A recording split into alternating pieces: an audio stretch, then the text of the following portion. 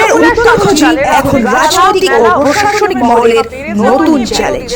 Bureau report, সময় কলকাতা। এই খেলা মেলা নিয়ে দলের অন্দরে প্রশ্ন তুলেছিলেন তৃণমূলের প্রবীণ সাংসদ সৌগত রায়। সেই আবহেই বৃহস্পতিবার কলকাতার অ্যালেন পার্কে ক্রিসমাস উৎসবের সূচনা অনুষ্ঠানে একই প্রসঙ্গ উঠে এলো মুখ্যমন্ত্রী মমতা বন্দ্যোপাধ্যায়ের বক্তব্যে।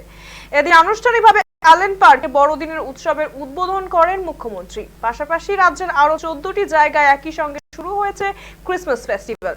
মুখ্যমন্ত্রী জানান এই উৎসব চলবে আগামী 5ই জানুয়ারি পর্যন্ত। 24 ও 25শে ডিসেম্বর অ্যালেন পার্কের সামনে রাস্তা যান চলাচলের জন্য সম্পূর্ণ বন্ধ থাকবে। ওই রাস্তায় শুধু পথচারীদের চলাচলের অনুমতি দেওয়া হবে এবং তা ওয়াকিং স্ট্রিটে পরিণত হবে। অনুষ্ঠানের শেষে রাজ্যবাসীর উদ্দেশ্যে বড়দিন ও নতুন বছরের শুভেচ্ছা বার্তা দেন মুখ্যমন্ত্রী। মঞ্চে তার সঙ্গে উপস্থিত ছিলেন ডেরেক ব্রায়ান, ইন্দ্রনীল সেন।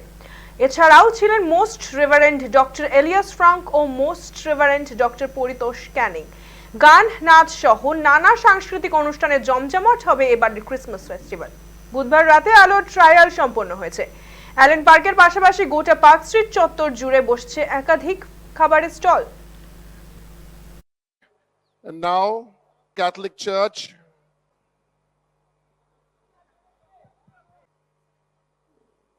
মানুষকে আনন্দে রাখা উচিত। এমনিতেই so much tension. Why only tension? There must be some relaxation. And that's why only festival can give us the relaxation, cultural activity to meet each other. প্রত্যেকটা উৎসবই তো আমরা করি, কোনটা করি না? সবটাই করি, সবটাই ভালোবাসি। কারণ আমাদের বাংলার মানুষরা মেলা থেকে খেলা সবটাই ভালোবাসে এবং মেলা থেকে খেলা তারা সারা বিশ্বকে যুক্ত করে।